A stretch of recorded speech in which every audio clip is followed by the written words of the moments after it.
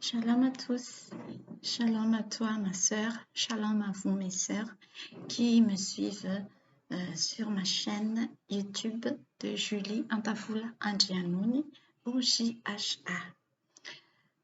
L'existence de cette chaîne, je vous le dis d'avance, ce n'est pas la célébrité, ni la recherche de la gloire, ni un intérêt personnel, mais c'est surtout par rapport à la grâce de mon Dieu, à la grâce du Dieu qui me parle d'amour, de son amour infini à travers son Fils Yeshua Jésus-Christ, Yeshua HaMashiach. C'est pour cela, à cause de mon intime conviction et mon intime connexion spirituelle avec le Seigneur et avec son amour, grâce à son amour, je ne peux pas rester comme ça, mais il faut que je te montre le chemin.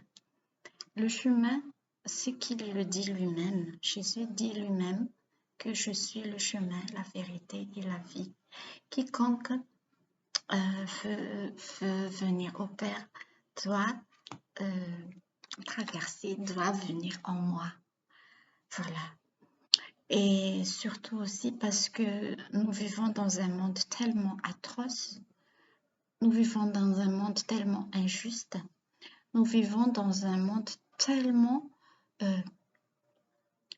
engorgé, gangréné par toutes sortes de méchanceté.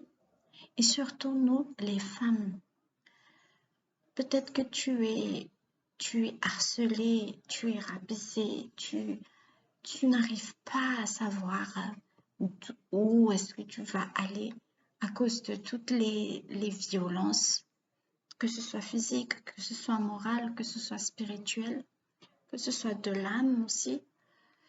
Tu te sens meurtri à l'intérieur de toi, dans ton cœur. Je suis là pour te partager de l'espoir, pour te partager qu'il y a un sauveur. Et ce sauveur est vivant et il veut vivre dans notre cœur, il veut vivre dans nos cœurs. La Bible dit que la vie vient du cœur. Si nous avons un cœur triste, un cœur brisé, un cœur malade, des fruits de la tristesse, de la maladie, des choses brisées vont sortir de nous-mêmes. Et ce sont ces fruits de destruction, ces fruits de la mort qui règnent dans notre cœur. Ces fruits-là engendrent des actions, engendrent des résultats dans notre propre vie à nous. Et ça, c'est vraiment triste parce qu'il y a une autre façon de vivre, il y a une autre façon de goûter à la vie. Et voilà, l'objet de ma chaîne YouTube, c'est de te montrer le chemin. C'est de te montrer que ce monde n'a aucun cadeau pour nous. Au contraire, ce monde nous rend malades, ce monde va nous tuer carrément parce que dans ce monde, le royaume de Dieu n'y est pas. Je vais aller doucement pour que tu puisses comparer quel est le monde du royaume de Dieu, quel est le monde dans lequel on vit là maintenant. Parce que c'est vraiment le contraire, c'est l'opposé total. C'est l'objet de ma chaîne, je vous ai dit tout à l'heure, parce que il y a tellement d'omissions, il y a tellement de choses qui sont négligées par les croyants en général. Et quand on néglige des choses spirituelles, même si on a la foi, il y a toujours de mauvais résultats à cela.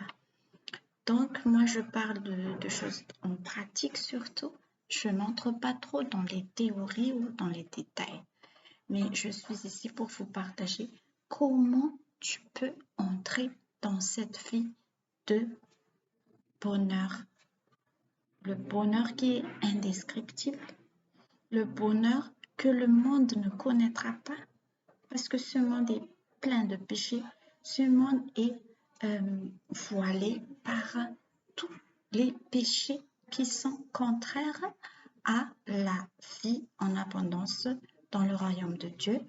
Nous allons lire un verset dans la Bible. C'est dans Michée. Je t'invite à lire Michée, verset Michée 2.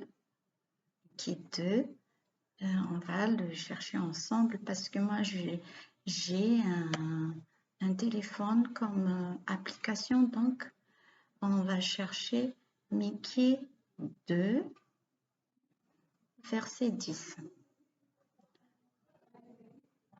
Voilà. Au nom du Seigneur, notre Sauveur Jésus-Christ, je vais lire le passage. Levez-vous, marchez, car ce n'est point ici un lieu de repos. À cause de la souillure, il y aura des douleurs violentes. Amen. C'est un petit passage, mais ça résume tout. Si tu regardes bien ce qui se passe dans le monde, c'est un résumé de tout.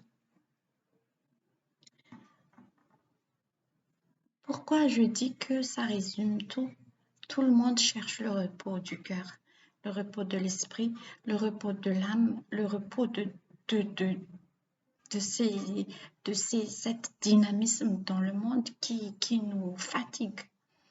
Mais Michée, là, il précise bien que il faut sortir, il faut se lever d'abord, il faut partir d'ici parce que il y a trop de souillure. Vous ne trouverez pas le repos dans un endroit, il y a beaucoup de souillure, beaucoup de méchanceté, beaucoup de violence, beaucoup de péché, beaucoup d'abus, beaucoup de... On retrouve tout ça dans ce monde où l'on vit. Que dit la Bible? Il dit de se lever et de partir. Parce qu'à cause de ces saletés, je veux dire, de ces immondices de pensées, d'actions, de tout ça, ça engendre les douleurs. Moi, je vous dis vraiment, mais la Bible, elle sonde tout, elle connaît toute notre vie. Si tu te poses les questions, pourquoi est-ce que j'ai une vie comme ça?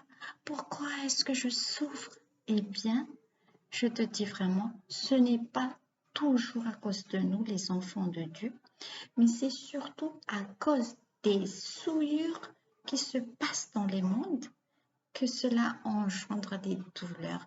Et même nous-mêmes, nous sommes atteints par ces douleurs. Voilà pour les causes. Mais maintenant, je veux parler un peu des solutions qui se présentent vraiment. Et si tu recherches ça de tout ton cœur, tu verras la gloire du Seigneur et il se montrera à toi comme étant ton sauveur personnel en tout point. Nous allons voir ensuite dans Jean, dans les épîtres de Jean, verset dans Jean 20, dans les évangiles plutôt, les évangiles de Jean 20, verset 15. Au nom de Jésus encore, nous allons lire. Jésus lui dit, « Femme, pourquoi pleures-tu? Qui cherches-tu » Elle, pensant que c'était le jardinier, lui dit, « Seigneur, si c'est toi qui l'as emporté, dis-moi où tu l'as mis, je le prendrai. Et je vais poursuivre un peu au verset 16. Jésus lui dit, Marie. Elle se retourna et lui dit en hébreu, Rabboni, c'est-à-dire maître. Alléluia. Amen. Où je veux en venir? J'avais dit plus tôt que nous, les femmes, on a beaucoup de rôles. C'est pourquoi que nous sommes vraiment oppressés par cette vie, afin que ce rôle glorieux, il vient de Dieu, ne se montre pas. C'est encore un ruse de l'ennemi, un ruse de l'ancien serpent qui veut que nous ne haussons jamais la tête comme ça, mais que nous baissons toujours la tête. Mais nous avons un rôle très, très, très énorme. Le contexte de ce Jean, les évangiles de Jean 20, versets 15 là, 15 et 16, c'est lorsque Jésus est ressuscité. Pourquoi, à votre avis, pourquoi Jésus, il s'est montré à une femme? Pourquoi? Eh bien, parce que déjà, il choisit les femmes. Jésus ne fait aucune discrimination.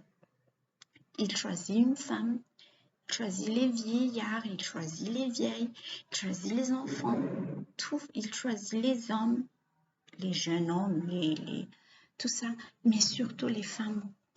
Sa résurrection d'abord est une force qui a vaincu la mort. Donc, parce qu'il s'est montré à une femme, cette femme-là, cette Marie-là, est partie faire l'évangile, la première. D'où je veux en venir, c'est que nous, les femmes, concentrons-nous sur notre Seigneur, parce que nous avons un énorme rôle pour notre famille. C'est toujours à travers les femmes que le Seigneur œuvre pour sortir de toutes ces atrocités du monde, pour que nous nous levons pour être la lumière pour notre famille, pour notre mari, pour nos enfants, pour tout. Alors, je t'invite toujours à donner ton cœur à Jésus et de lui dire, fais de moi comment dire, viens, dis-moi ce que je fasse.